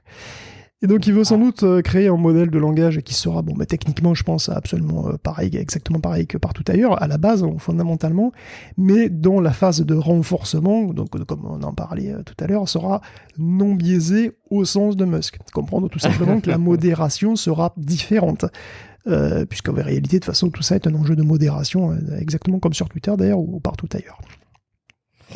Eh ben, ça promet, si les techniques de modération à la Twitter arrivent dans les modèles de langage proposés par Elon Musk, ça laisse songeur. Avant qu'on enchaîne sur la rubrique suivante, je ne sais pas si tu veux un mot de la fin sur l'intelligence artificielle ou sur cette rubrique, Steph. Bah, je voulais juste en fait rebondir un petit peu sur ce qu'a fait Elon Musk en fait, parce que je trouve que au final c'est quand même pas glop, hein. On commence vraiment à comprendre en fait l'objectif initial du moratoire qu'il a voulu sur l'IA. C'était le temps de lancer sa boîte, quoi. Donc je trouve que vraiment j'avais énormément de respect pour cet homme, pour toutes les réalisations qu'il a faites, mais là je commence vraiment à me poser la question de savoir si son traitement antidépresseur est correctement dosé, hein. Faudrait quand même qu'il puisse revoir un médecin, quoi, parce que c'est assez dingue, hein. C'est pas le Elon Musk qui était entrepreneur et pour lequel tout le monde avait énormément de respect, même des 5 dernières années, hein. J'ai l'impression qu'il a complètement viré de bord, quoi. Bah, en fait, j'ai quand même le sentiment que dès qu'il s'agit d'industrie matérielle, mis à part la robotique, qui est une lubie un peu curieuse, je pense qu'il y a matière à creuser et si on n'est pas forcément en phase avec tout ce qu'il propose, il y a quand même des choses chouettes, en tout cas ambitieuses, qui sont mises en place. La mobilité électrique a été largement poussée dans l'industrie parce qu'il a sorti pas mal de choses du côté de Tesla. Il y a des choses évidemment autour de l'espace et la connexion par satellite sont des sujets qui sont traités de manière intéressante, à défaut de dire que tout est parfait. Mais effectivement, dès qu'on touche à des choses qui sont un petit peu moins substantielles et qui sont plus proche du logiciel, je pense aux réseaux sociaux ou à des approches autour de l'intelligence artificielle et la composante intelligence artificielle de la robotique, ça laisse un peu songeur et on se demande si il y a effectivement pas quelque chose qui évolue dans sa personnalité ou si c'est juste qu'il n'est pas fait pour ça. Je repense à ceux qui disaient tu vas voir Elon Musk, un truc comme les réseaux sociaux, il sait très très bien ce que c'est que développer des choses dans un environnement très réglementé parce qu'il a lancé Tesla qui sont des voitures et donc très réglementées. Je pense que l'analogie a eu vite ses limites. Tant pis. On enchaîne, on continue, Guillaume, dans cette nouvelle rubrique, à parler un peu de Twitter et d'Elon Musk, du coup. On est bien obligé, écoute, puisque il y a quand même certaines news sur Twitter aussi. Twitter qui pourrait, va savoir, reprendre vraiment du poids de la bête, hein, et voire se réinventer totalement pour concurrencer d'autres plateformes sur d'autres marchés, puisque d'après Musk, Twitter pourrait redevenir rentable d'ici 6 mois. Et bon, toujours d'après lui, wow. Twitter aurait perdu 81% de ses effectifs. Donc il aurait désormais 1500 employés. Bon, pourtant, Twitter fait désormais la danse du ventre aussi devant les créateurs de contenu, hein, en rebaptisant le super follow en abonnement, qui permettrait de poster du texte de longueur quasi illimitée et des vidéos, hein, tout en gardant l'intégralité des recettes d'ailleurs. Donc les créateurs garderaient l'intégralité des recettes aux frais des prestataires de paiement prêt. En tout cas, pendant 12 mois, Twitter ne prélèvera aucune commission sur les abonnements. Évidemment, ça semble être une réponse à ce fameux service Notes de Substack, et le Substack de la Discord de la semaine dernière. On peut aussi remarquer que Twitter fait un partenariat avec la plateforme de trading eToro, qui ouvre peut-être de nouveaux horizons. On sait que Musk aimerait avoir une plateforme de paiement. Bon, eToro, c'est du trading, c'est beaucoup de crypto. Bon, on va savoir. Et Twitter pourrait donc devenir, va savoir quoi, le nouveau Medium, le nouveau YouTube, pourquoi pas le nouveau PayPal, et puis le nouveau Robinhood aussi. Et puis tout ça à la fois. Et évidemment, avant de devenir le nouveau 4chan, remarque, c'est pas incompatible. Il pourrait devenir un 4chan et un Robinhood mixé à la fois. Je sais pas ce que vous en pensez, ça pourrait être sympa. Steph, je te laisse dessiner ton envie de cette évolution. Bah, moi je trouve que honnêtement pour Twitter sur le fond ça reste une bonne idée. Hein. Je pense que si Elon n'était pas à la manœuvre, ça aurait été probablement quelque chose qui aurait pu sauver le réseau avant qu'il soit racheté. Maintenant, étant Musk, quelle garantie on a sur la pérennité de la démarche, quoi?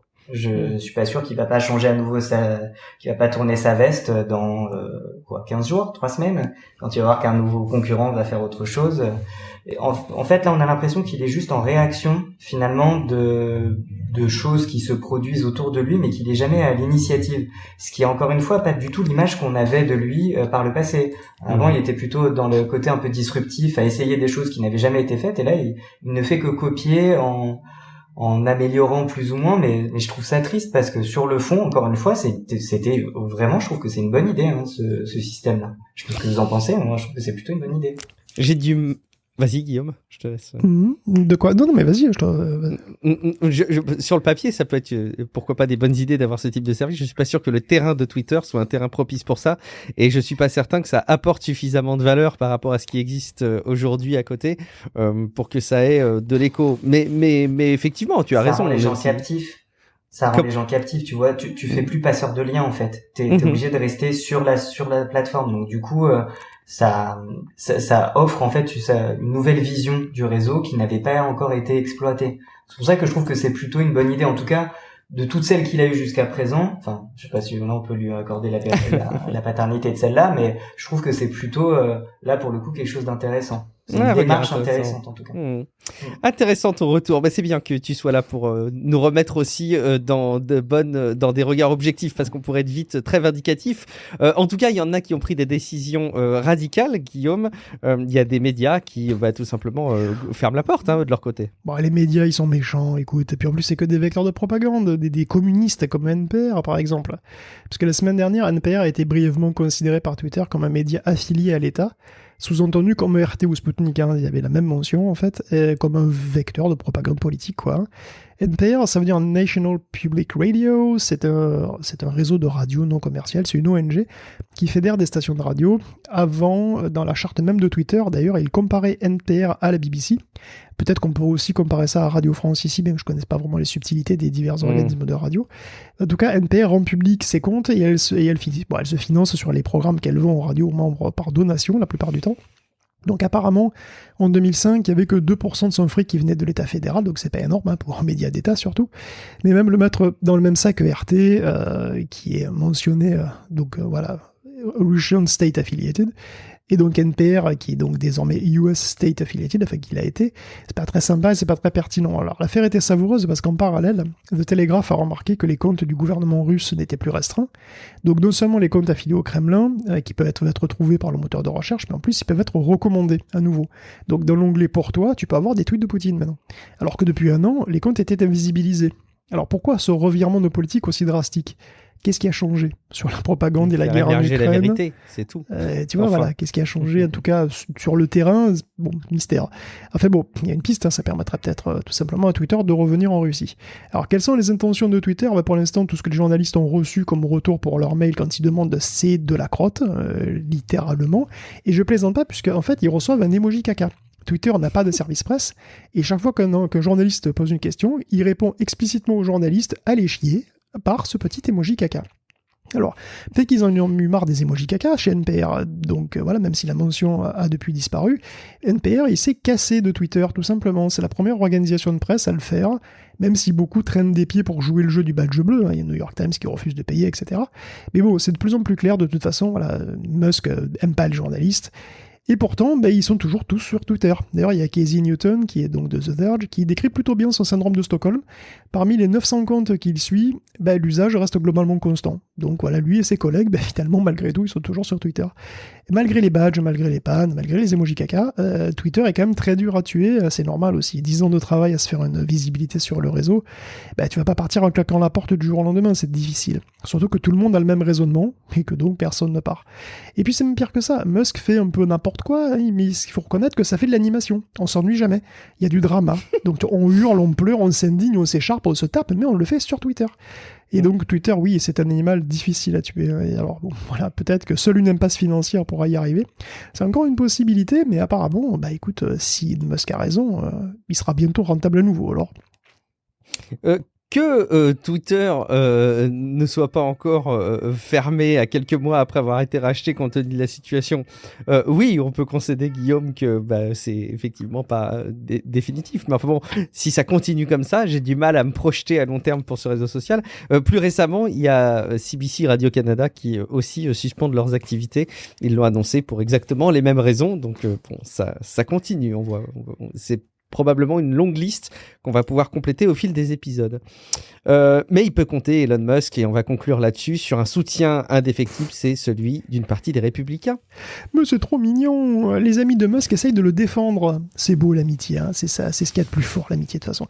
C'est avec la force de l'amitié que tu peux relever tous les défis et vaincre le grand méchant après t'être fait défoncer la tronche pendant 4 heures. Je m'égare, pardon. Mais effectivement, la FTC, elle embête Elon Musk. Voilà, elle embête Elon en demandant des comptes sur Twitter. Alors Jim Jordan, il intervient pour lui dire d'arrêter son harcèlement. Parce que Jim Jordan, qui ne manque pas d'air, estime que la FTC en fait trop et voilà, il l'assigne à fournir des documents justificatifs. Ben oui, la FTC demande à Twitter de pas faire n'importe quoi et juste de respecter les contrats qu'il a lui-même signés quelques années auparavant concernant la vie privée, la sécurité des données, tout ça. Mais apparemment, c'est trop, c'est du harcèlement. Donc, elle est lourdingue, la FTC. Et puis bon, Elina Khan, elle est plutôt têtue, hein, donc le sénateur va faire une sorte de battle de formulaire.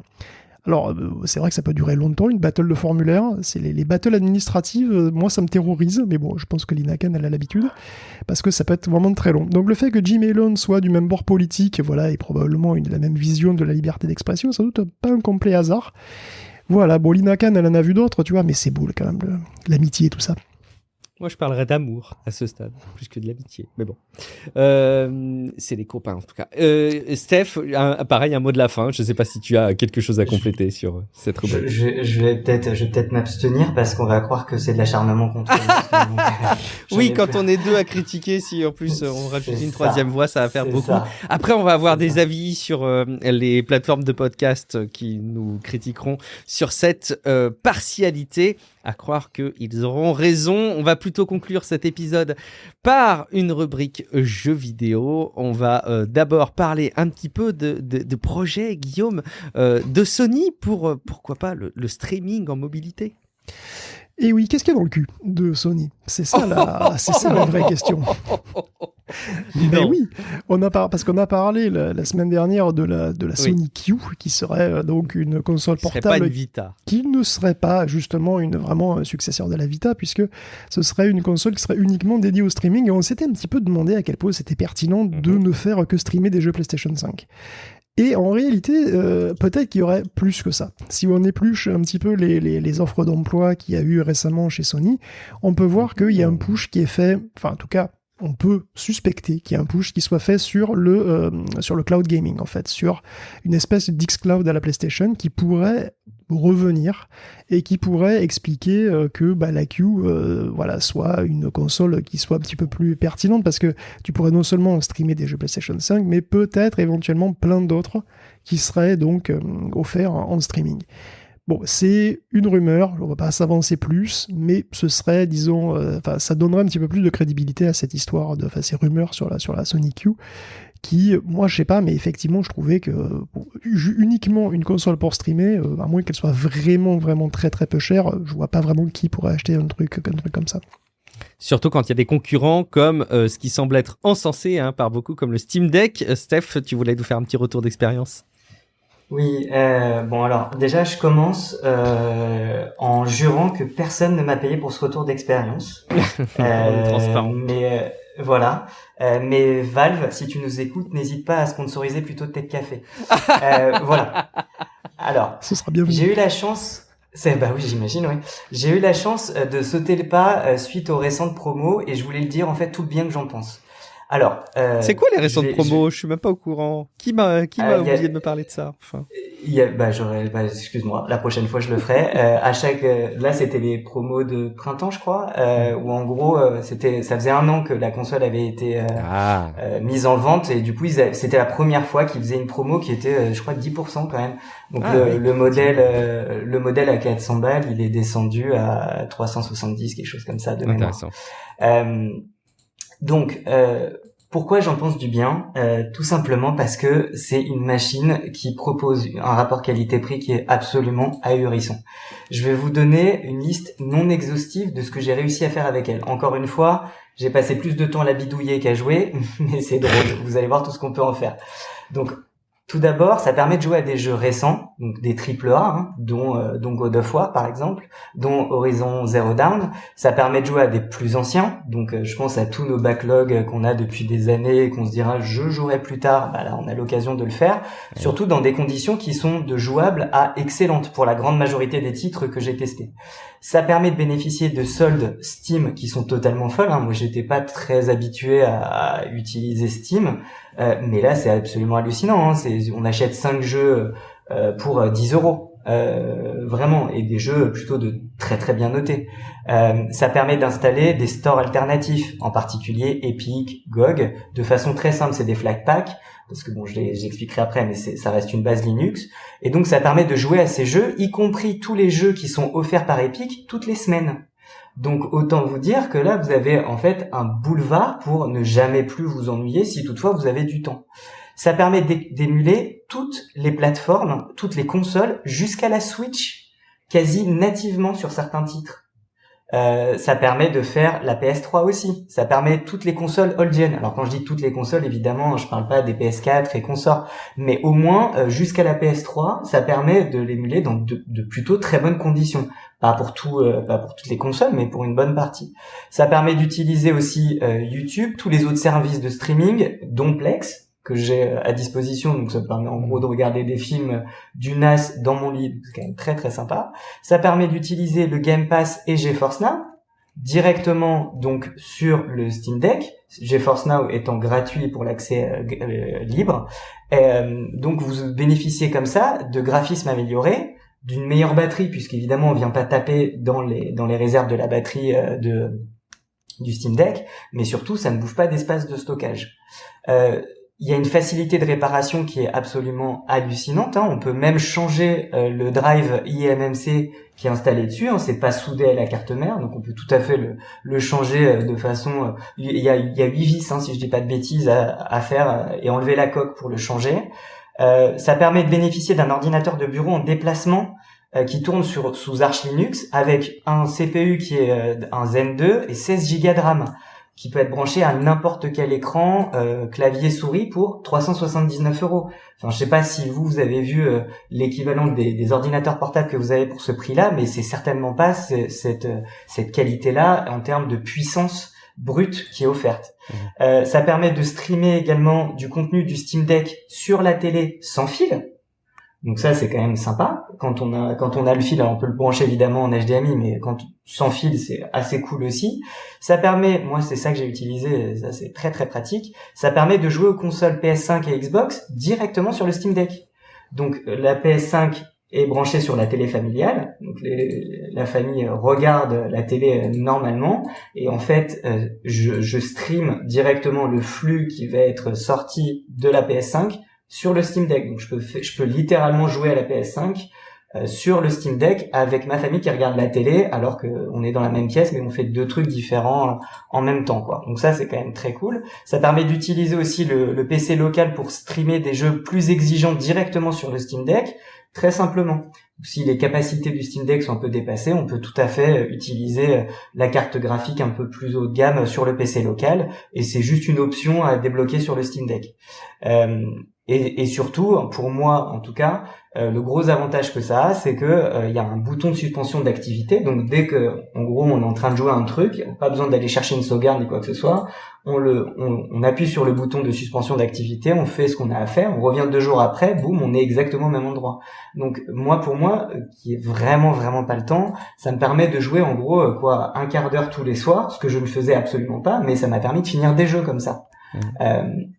Donc vraiment, pour moi, c'est devenu un hub qui agrège en fait tous mes besoins vidéoludiques et multimédia dans un appareil qui est portable, simple d'utilisation et surtout, en termes de prix, c'est imbattable. Et je rajoute que vous pouvez exécuter un modèle de langage dessus. Avec Llama CPP, vous pouvez avoir ChatGPT en local sur votre Steam Deck. Ça marche très bien. Tu l'as fait ? Tu l'as essayé ? Alors, il y a des gens sur Reddit qui l'ont essayé. Moi, j'ai pas de Steam Deck, mais de toute façon, avec un Zen 2, tu peux exécuter un modèle à 7 milliards, ça passe bien. Voilà, donc je te remercie. Grâce à toi, une fois qu'on aura fini l'émission, je vais me lancer dedans et ça sera encore la nuit blanche cette histoire. C'est sponsorisé par Guillaume. Oui, c'est ça. Vraiment, très beau rapport qualité-prix. Hein. Vraiment, si vous avez l'opportunité de mettre la main dessus, ça vaut le coup. Je comprends pas, Guillaume, que tu sois suffisamment écologique pour revendiquer le fait que tu te sois équipé d'une Nintendo Switch Lite et que tu n'aies pas passé le pas du Steam Deck.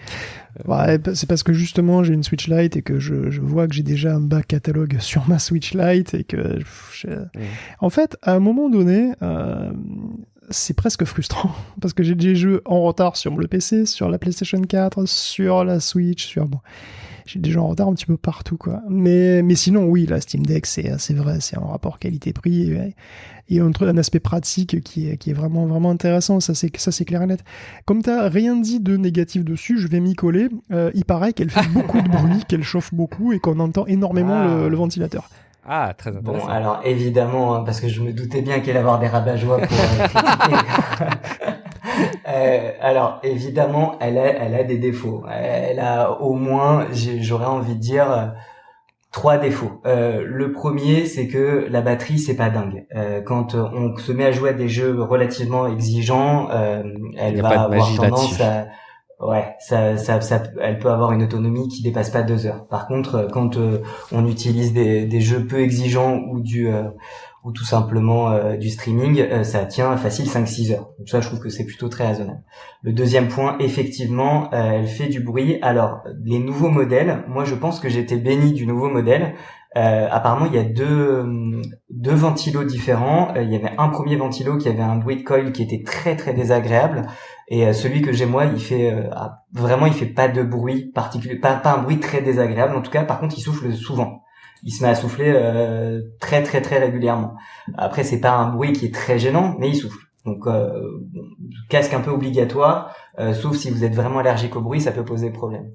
Et le dernier problème, ça reste un PC, quoi. Donc, il y a des moments où il y a des bugs. Il y a des moments où moi elle s'est figée. J'ai dû la rebooter littéralement en gardant le doigt appuyé dessus pour la relancer. Ça arrivait 3-4 fois, mais voilà, sur une PlayStation, ça n'arrive pas, quoi. Ou ça arrive beaucoup moins souvent. Je veux dire, sur le temps que je l'ai eu par rapport à ce que j'ai utilisé la PlayStation, en proportion, j'estime qu'il y a eu plus de galères que l'inverse, quoi. Mais ça reste quand même très très limité, hein. C'est pas suffisamment gênant pour être bloquant.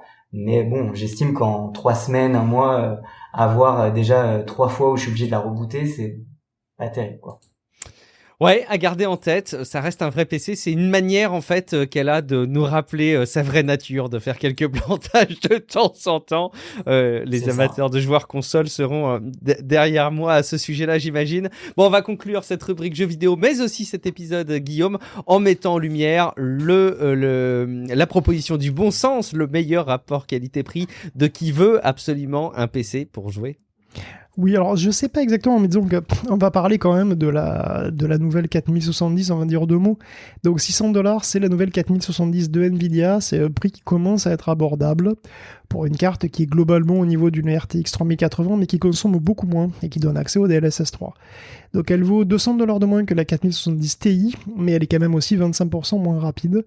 Elle a 12 Go de RAM, et d'ailleurs AMD se fout de la gueule de Nvidia pour ça, hein. Et elle se destine aux jeux en 1440p plutôt, hein, et donc elle rentre par contre dans un PC normal, donc c'est plutôt une carte intéressante, elle est un petit peu moins grosse, même s'il faudra quand même compter avec son adaptateur exotique pour l'alimentation. Pour l'instant, ceux qui ont encore des GTX donc, ou des RTX 2000 pourraient être tentés. Si vous êtes pieds et poings liés à CUDA en plus, évidemment, ça peut éventuellement valoir le coup d'attendre quand même. Si vous êtes pieds et poings liés à CUDA, vous Bah oui, la 4000, sinon c'est tentant, mais sinon, ça peut valoir le coup d'attendre la réponse milieu de gamme d'AMD. Parce qu'on peut dire ce qu'on veut, 12 Go de RAM en 2023, c'est quand même un minimum, et ça risque de pas s'arranger.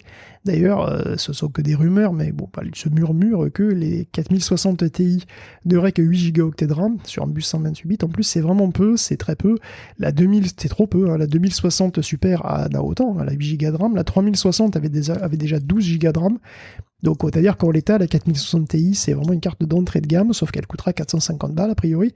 Alors, ça reste à confirmer, mais bon. Si c'est vrai, AMD a pas fini de se moquer de Nvidia.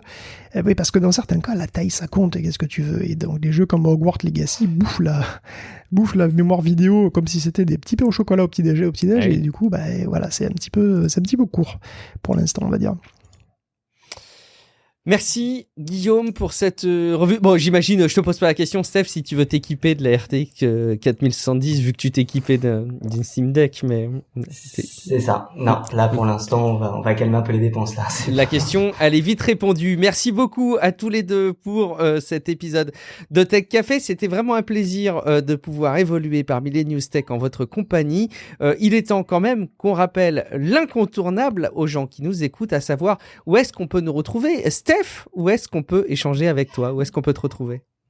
Alors, si vous me l'autorisez, avant de répondre à la question, j'aimerais faire une brève dédicace. Tu as tous les droits. Vas-y. Ah, super. Alors, j'aurais tendance à dire qu'en France, on a souvent l'habitude de dire tout d'abord ce qui ne va pas, mais beaucoup plus rarement ce qui mérite des félicitations. Tu veux parler en bien d'Elon Musk, je t'écoute. Ah, exactement. Et c'est exactement ce que je souhaitais faire, en fait. Pour l'avoir préparé sur quelques sujets, j'ai pu constater l'immense travail que constitue une émission en termes de préparation, curation, écriture, présentation, montage. Donc, j'avoue que moi, pour ma part, je suis impressionné que des gens puissent accepter de faire ça chaque semaine, gratuitement en plus. Donc pour tout cela, moi, personnellement, je tenais à sincèrement vous remercier et à vous tirer mon chapeau. Et c'est en grande partie pour ça que j'ai choisi de vous soutenir. Et d'ailleurs, petit tip pour tous ceux qui auraient envie de franchir le pas, j'ai tout simplement changé mon abonnement Netflix pour celui avec de la publicité. Et la différence avec la formule initiale vous finance. Voilà, même si je déteste mais cordialement la publicité, j'estime que vous valez très très largement ce léger inconvénient. Écoute, merci beaucoup. Alors ça, un grand que merci. quelqu'un accepte de subir la publicité de Netflix pour nous, vraiment, je suis... Limite, non, je me sens coupable, en fait. Ouais, mais vraiment. Non, un grand merci. Alors, tu n'es pas sponsorisé en plus. Non plus, je suis pas sponsorisé non plus par vous, dis donc. Ni par Steam, ni par Elon Musk, ni par Tech Café. Décidément, tu ne tires pas parti de tes amours, Steph. Bon, mais du coup, quand même, est-ce qu'on peut te retrouver quelque part? Alors, c'est un peu comme Guillaume, hein. Je pense qu'on me retrouvera sur le Steam Deck en train de jouer au dernier Breath of the Wild, le jour où il sortira. Voilà. Évidemment, Tears of the Kingdom, Zelda dans quelques semaines maintenant. Merci beaucoup pour ta compagnie. Guillaume, où est-ce qu'on peut te retrouver quelque part? Mais moi, on me retrouve comme Steph, hein, mais sur ma Switch, en train d'essayer d'écluser mon back catalogue. Comme ça, j'aurais moins de culpabilité si jamais je trouve un Steam Deck sur le bon coin. Ah, c'est beau, très bien. Voilà. Merci Guillaume pour toute la préparation aussi de cet épisode. Je suis Guillaume Vendée, vous me retrouvez sur guillaumevendée.fr, sur le serveur Discord et sur les réseaux sociaux. Et on sera ravis de vous retrouver dans quelques jours pour un prochain épisode de Tech Café. Mais je sais qu'une partie d'entre vous là arrive au bout de cet épisode et se dit... Ah, je suis allé au bout de l'épisode, mais il me manque quelque chose. J'ai pas envie d'attendre quelques jours avant d'avoir le supplément. Avez-vous écouté le précédent épisode qui a été diffusé, comme je vous le disais en intro, sur l'intelligence artificielle? Vous allez voir, c'est magique. Vous allez découvrir plein de choses et vous allez être très calé parce que quelque chose me dit qu'on va continuer à en parler en long, en large et en travers. Merci beaucoup pour votre fidélité. On se dit rendez-vous dans quelques jours pour un prochain épisode de Tech Café. Ciao à toutes et à tous. Ciao à tous. Ciao.